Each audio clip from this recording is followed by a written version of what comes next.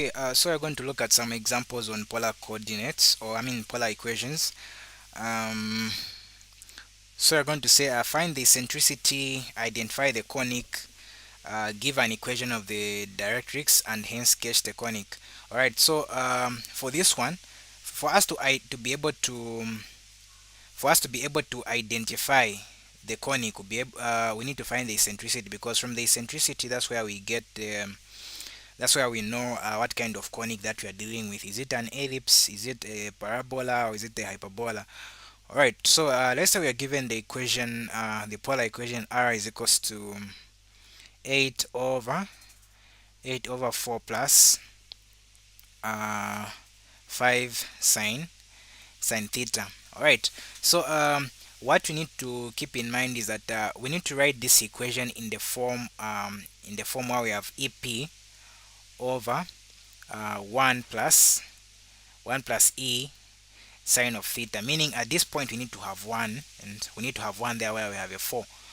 Okay, so what do we need to do? We need to factor out the 4. Of course, some might not really call it factoring out, but it's more like you are forcing the 4 out.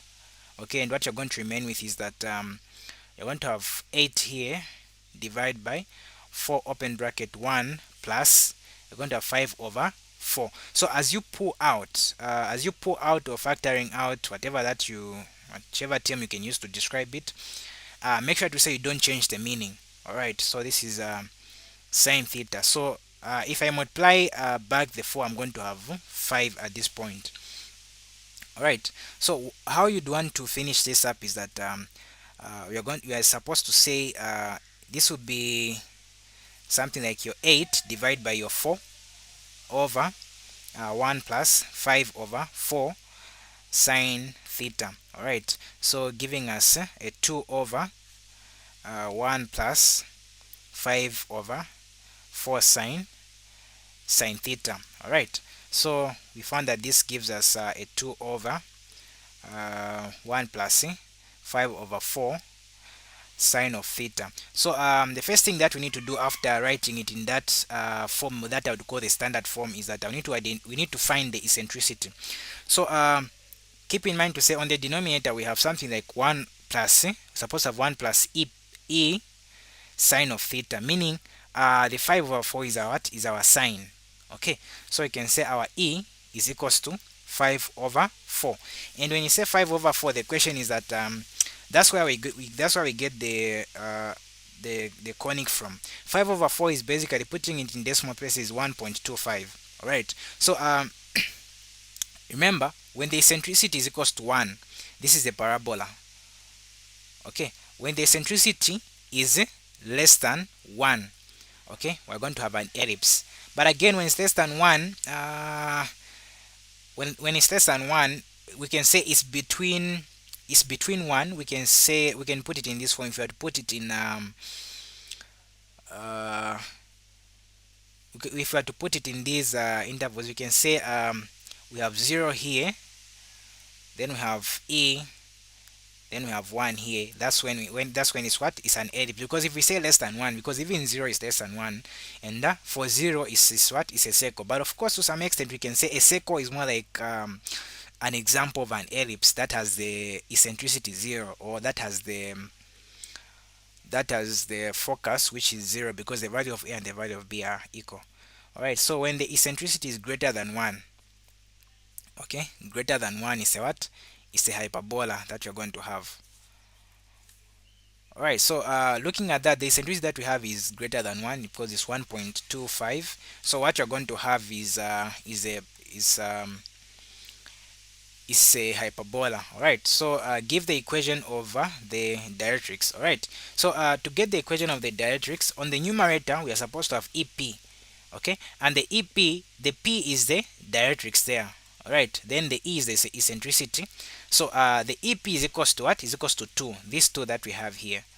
Alright, then the eccentricity we found that is what? Is 5 over 4. So we are saying 5 over 4p is equals to what? Is equals to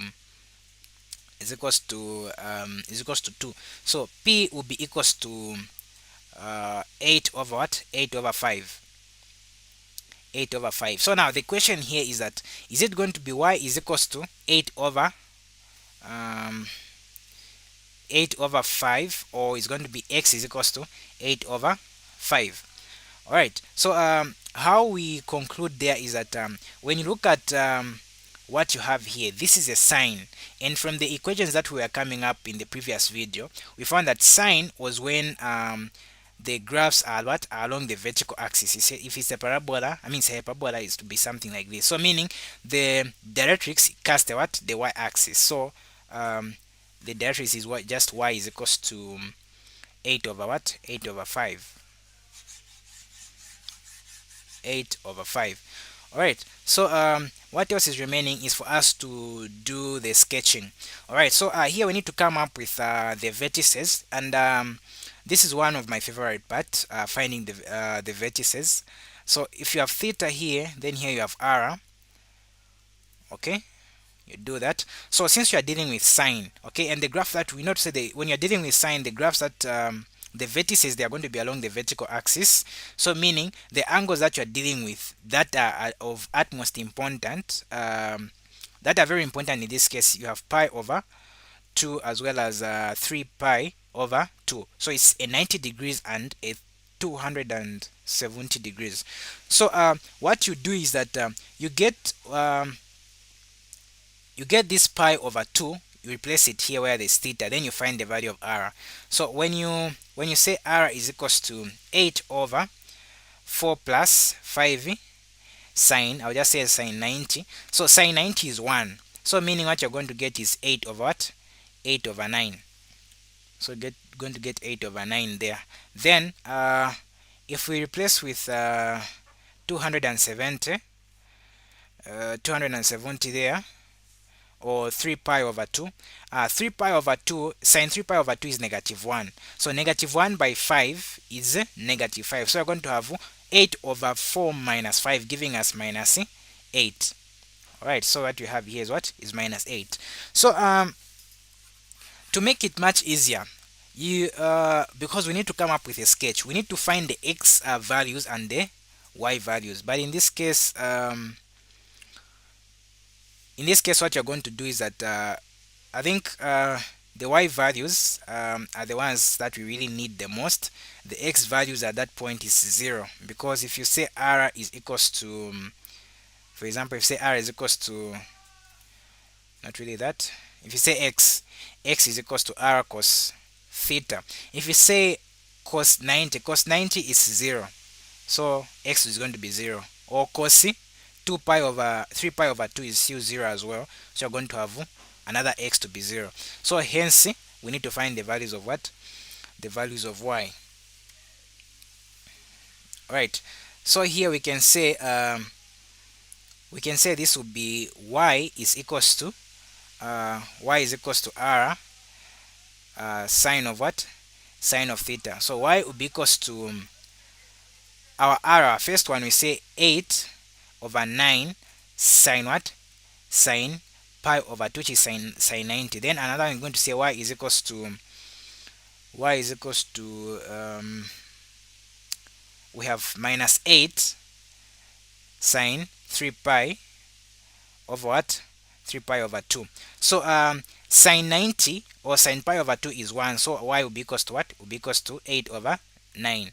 So again here, y is equals to, so sine 3 pi over 2 is negative 1. By negative 8, you're going to get positive 8. So meaning you have the coordinates 0, 8 over 9 as well as 0, what? 0, 8. Alright, so those are the coordinates that you have: 0, 8 over 9. Then another one is 0, 8. So just to be more clear, there's another method that you can use to come up with these values. Right, so since I have my eccentricity, okay, since I have my eccentricity as E is equals to 5 over 4, I know that this is C and this is what? This is A. So meaning my A is equals to what? My A is equals to 4. So keep in mind to say the x value, they are going to be 0. So meaning here you're going to say it's h comma what? h comma k plus or minus a to find the what, to find the vertices. All right, I don't want to find the foci at this point, to find the vertices. But you need to keep in mind is that if you have your h comma k positive or negative, c, these are for the what, these are the for the foci. So here in order for me to have one of the foci or one of the focus, because this is basically hyperbola, one of the focus is at 0, the value of k needs to equal the value of what, the value of c. Since the value of c is 5 and the value of k means is also what, is also 5, because at some point you're going to say 5 minus 5 giving you what, is 0. Okay, so that's why you find that one of the vertices is 0 comma what, 0 comma 0 here. So we have derived what the value of k is. So you can say it is 0 comma the value of k is what, is 5 positive or negative. Our value of a is what, is 4. So the two values that the two coordinates that you're going to get is 0 comma, if you say 5 minus 4 you're going to get 1. Then another one you say 0 comma 5 plus 4 is what, is 9. Okay, so now someone might say but these are not the same with what we have here. Of course. So what you do is that divide the numerator, this one here, divide by what, the coordinates that we have here, like on the y side, this side. So you're going to say yes, 0 comma 8 divided by 1 is still 8. Then here is what, 0 comma, so you're going to say 8 divided by 9 is 8 over 9. That's another way that you can come up, that you can use to come up with those values. You just divide the numerator that you have here, divide by what, the coordinates that you have. Is for x, divide by is the numerator divided by the coordinates of x. If it's for y, it's the numerator divided by the values of y. Okay, so that's one of the ways in which we can understand this. Okay, so what we know is that this hyperbola is along the the vertical axis. So I'm going to have something like that.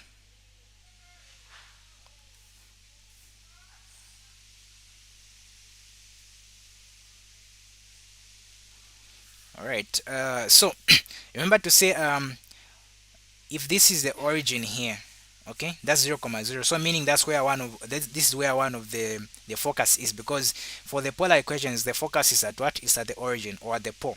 So you're going to have 0 comma 8 over 9, which is going to be 0 point something. That would be, if you say 8 divided by 9, that is 0.888, which is 0.9, so it should be maybe somewhere here.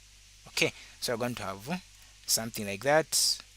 Then another one is a 0 comma 8. If you say 8 is here, so we're going to have something like that. And that's basically how you come up with what, with a sketch there. All right, so that's how you go about answering that question. Thank you very much for watching.